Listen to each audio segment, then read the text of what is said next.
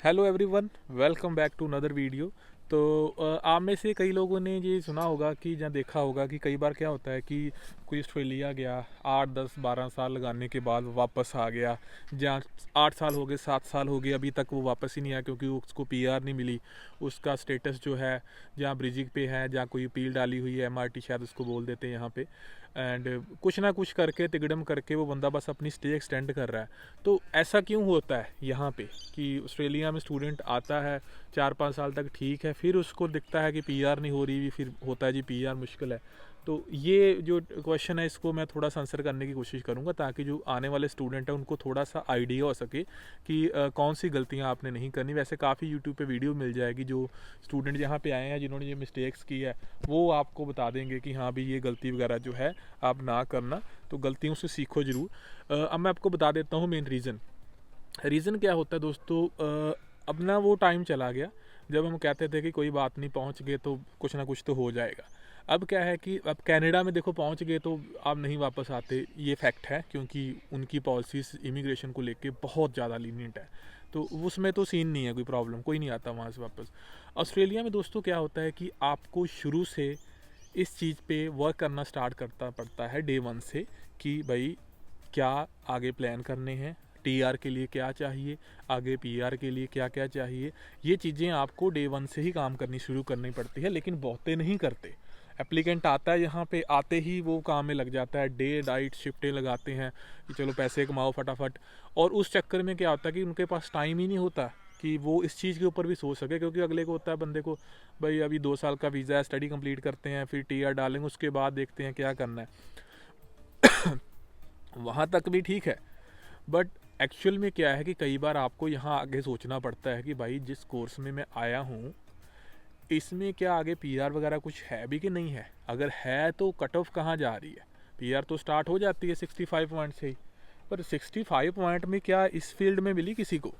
तो भाई क्या कोर्स चेंज करना पड़ेगा।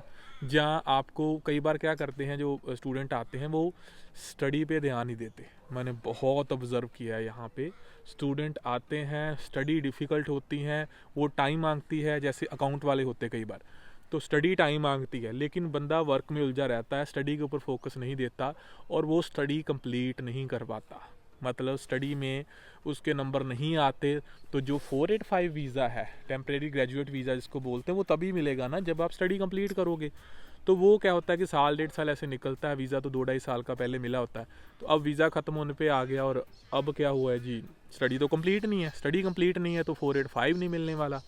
तो अब क्या करें, फिर वो क्या करते हैं जी, अलग से स्टडी लेते हैं, नई स्टडी का फिर वीज़ा डालते हैं दोबारा से, फिर नई स्टडी के लिए वीज़ा मिलता है और पैसे भी वेस्ट करते हैं। स्टडी पहले भी आपने पैसे वेस्ट किए, अब दोबारा से जो है फिर से उनको स्टडी का वीज़ा डालना पड़ता है।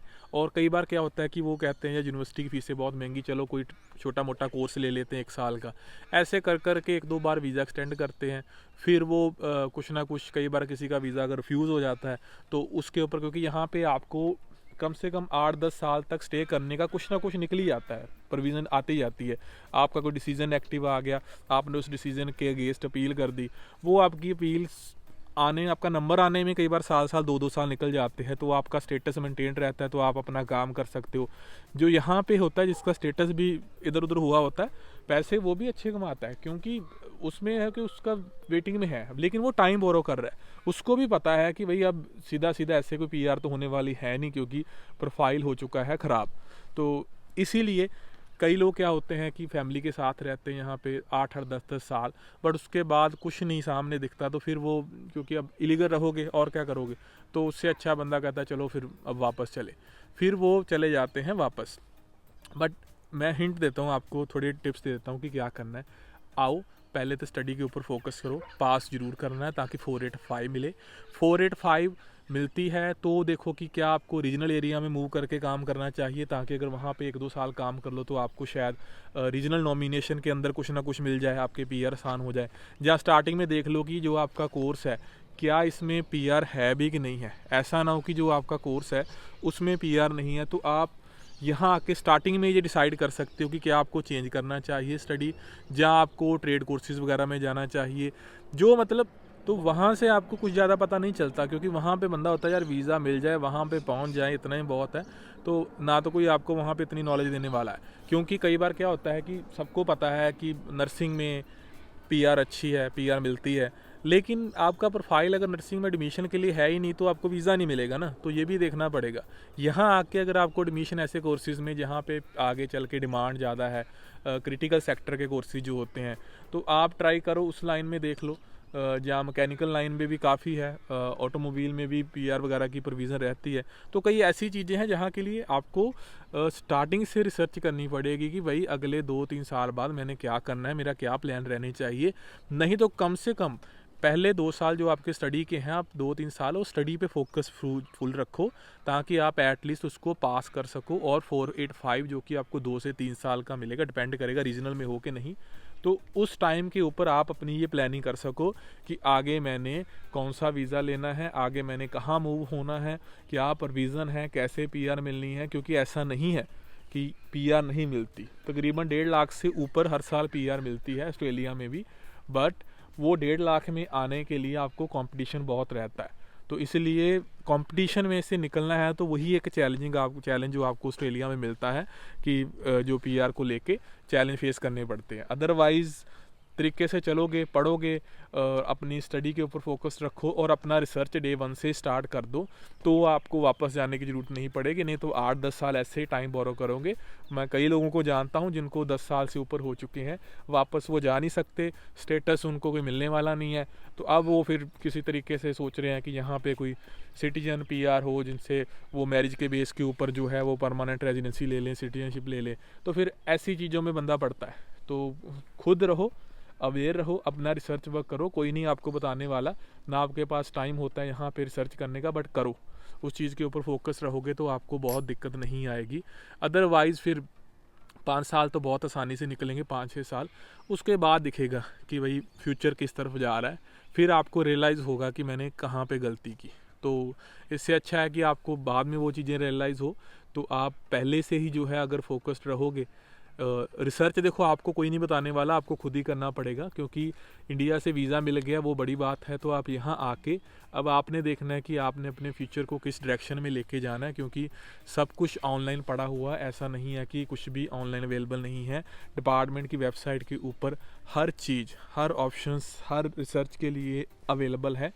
कौन सा वीज़ा कहाँ पे क्या है, जहाँ कहाँ पे पीआर ज़्यादा मिल रही, तो आप अपना रिसर्च करोगे तो आपको पहले पता हो जाएगा। तो उस अकॉर्डिंग चलोगे तो मुझे नहीं लगता कि आपको जो कोई दिक्कत है वो आने वाले टाइम में आएगी।